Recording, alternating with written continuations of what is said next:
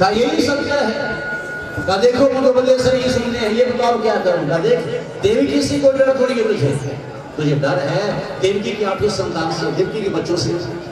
तू इसको छोड़ दे, देवकी के जो भी बच्चा पैदा होगा उन बच्चों का बाप तो मैं तुझे वचन देता हूँ कि हर एक बच्चे को तुझे सौंप दिया जाएगा, फिर तुमको जो मर्जी सो करो। कहां से कहता तेरी बात मुझे मंजूर है, मेरी भी एक साथ कहता क्या जब तक देवकी के 8 बच्चे नहीं हो जाते तुम दोनों को मेरी नजर में रखा मेरे कारागार में रहना है, क्या मंजूर है। जैसे देवकी वासुदेव को कारागार में डाला वैसे ही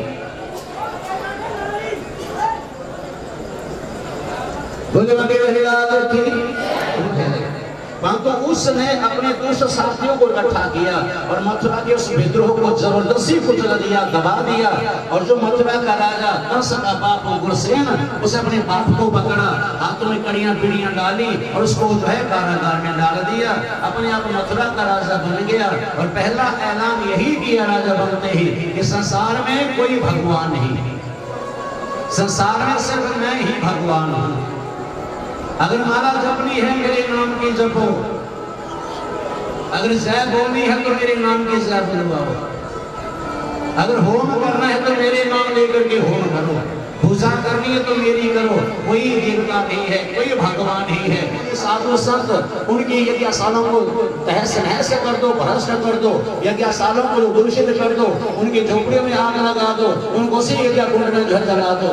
चारों तरफ सब भगवान के भक्त गौ ब्राह्मण संत के ऊपर अत्याचार होने लगा, चारों तरफ पाप ही पाप होने लगा।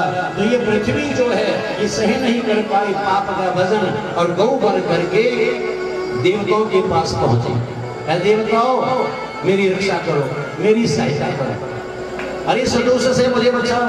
हम ऐसे पाप बढ़ता चला गया, पाप सही नहीं कर पाऊंगी और सत्तर में धंस जाऊंगी। देवता कहते हैं भैया हम कुछ नहीं कर सकते, चलो ब्रह्मा जी के पास चलते। ब्रह्मा के पास पहुंच गए। ब्रह्मा जी कहते मैं भी कुछ नहीं कर सकता, संतोष नहीं मेरे मुझे प्रसन्न करके ये वरदान लिया है।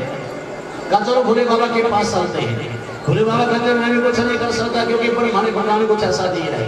कहा तो चलो विष्णु भगवान के पास चलते हैं, वो संसार में सबसे बड़े जो है देव है, चलो उनके पास चलते हैं और उन्हीं से चल करके प्रार्थना करते हैं क्योंकि वो दयालु है, कृपालु है, सभी के ऊपर रक्षा कृपा करने वाले, रक्षा करने वाले। तो विष्णु भगवान के पास पहुंचे। विष्णु भगवान कहते हैं मैं भी कुछ नहीं कर सकता।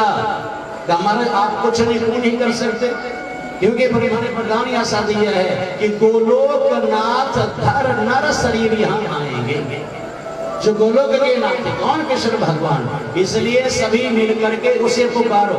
देखो भाई आप भी पुकारना, क्योंकि देवताओं ने पुकारा निरहंकारी होकर के शरणागति। शरणागति क्या है? हाथ जो खड़े करना, ये शरण ग्रहण करना ही है। तो बच्चे लड़ रहे हैं, कहते मेरे हाथ खड़े हैं, अर्थात मैं हार गए। इसी प्रकार ठाकुर भगवान जी के मंदिर में हम हाथ खड़े करते हैं, या ठाकुर भगवान जी हमारा बस नहीं चल रहा है, हार चुके हैं, हम तेरी शरण में हैं, बोले बंके बिहारी लाल की। यही मतलब है कि जो हाथ खड़े करता है उसके अंदर के जो पाप होते हैं वो बाहर निकलते हैं, और जो हाथ खड़ा नहीं करता है उसके सर के ऊपर जाकर के बैठते हैं। तो भाइयों, आप तो पुण्य कमाने आए हो, पापों का क्षय करने आए हो, तो भगवान का नाम लेने से पाप क्षय होते हैं। जय कराए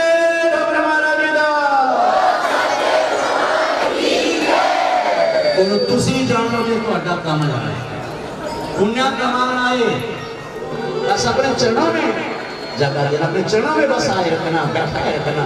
आकाशवाणी होने लगी, ऐ देवो आपकी जो है प्रार्थना को सुन लिया, आपकी प्रार्थना सुन ली है। मेरे तीसरा हुआ उसका यही हाल। इसी प्रकार देवकी के यहाँ 6 बच्चे हुए, और पैदा होते ही वो बच्चे जो है मारे गए उस दुष्ट कंस के द्वारा। 7वां जो है गर्भ है, परंतु उस गर्भ का पता ही नहीं लगा। 2-2.5 महीने का गर्भ तो हुआ, परंतु उसके बाद पता नहीं चला कि वो गर्भ जो है गया कहाँ, क्योंकि योग माया ने उसका संकर्षण करके रोहिणी के गर्भ में स्थापित कर दिया, और रोहिणी के वही बालक जो है वो पैदा हुआ। इधर जब देवकी के यहाँ 8वां पुत्र आया, 8वां गर्भ आया, तो उसके चेहरे के ऊपर अलौकिक जो है वो तेज चमकने लगा। जैसे जैसे गर्भ बड़ा होने लगा वैसे वैसे ही देवकी के पेट से तीखा नीला प्रकाश निकलता है, चेहरे के ऊपर अलौकिक तेज है, और कंस समझ गया कि ये है 8वां। कंस समझ गया कि ये है 8वां, और ये है मेरी मौत, ये है मेरी मृत्यु। अब पहरा कड़ा करते चले जा रहे हैं। 2 महीने, 4 महीने, 7 महीने, 8 महीने व्यतीत होने को आए, वैसे वैसे ही कंस जो है वो कारागार को और कठोर से कठोर बनाते चले गए, कठोर से कठोर करते चले गए। जब 9 मास पूरे होने को आए तो मथुरा के कारागार 7 दरवाजे बंद, 7 दरवाजों के ऊपर जो है सख्त पहरा, ताले लगे हुए, दिन रात 24 घंटे का पहरा। और जिस समय ये भाद्रपद मास जो है ये प्रारंभ हुआ, तो उधर जो गोकुल में जिनको हम गोप गोपियां कहते हैं, ये कौन है? ब्रह्म विद्याएं जो है वो साधारण स्त्रियों का रूप बना करके अपने ब्रह्म का इंतजार करने लगी कि कब आएगा हमारा ब्रह्म, और कब हम अपने ब्रह्म का जो है दीदार करेंगे, दर्शन करेंगे। बड़े बड़े देवता साधारण मनुष्य का रूप बना करके वो इंतजार कर रहे हैं। कहा है ब्रह्म विद्याएं, वेद ऋचाएं, बड़े बड़े योगी जन, बड़े बड़े संत जन, बड़े बड़े देवता, बड़े बड़े साधक, बड़े बड़े योगी जन साधारण मनुष्य का रूप बना करके, गोप गोपियां बन करके, गौए बछड़े बन करके ब्रज में इंतजार कर रहे हैं कि कब आएगा हमारा ब्रह्म, और कब जो है ब्रह्म का हम दर्शन करेंगे, दीदार करेंगे, वो बाल लीलाएं करेंगे, और उन बाल लीलाओं में हम जो है समृद्ध होकर के अपना ये जीवन धन्य बना कर लेंगे। देखो देवता पीठ स्तर पर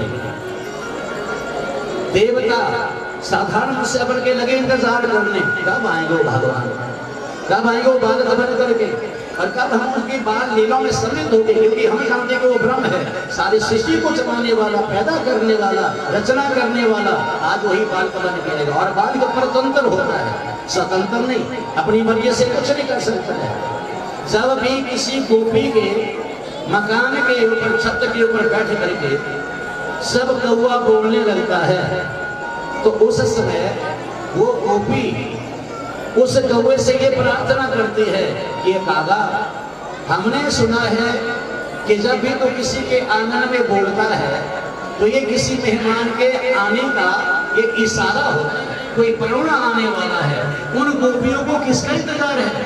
अपने ब्रह्म का। तो वो गोपियां जो है कौवे से कहते हैं, कौवे तू बोल रहा है, इसका मतलब कोई हमारे घर आने वाला, हमारे ब्रज आने वाला है। कौन? बस हमारा ब्रह्म हमारे घर आ जाए, उस ब्रह्म का दीदार हो जाए, बस यही तो हम चाहते हैं। अगर हमारी तेरी बोली सुन करके तेरी बोली सार्थक हुई तो मैं तेरी चोंच को सोने का बना दूंगी। बोले मांगे बिहारी लाल की एक भक्त के भगवान के प्रति कि अगर ऐ कहुए तो बोल बे चलिया गावा मेरे ठोकर ने कद करियो, मेरे ठोकर ने कद करियो ना,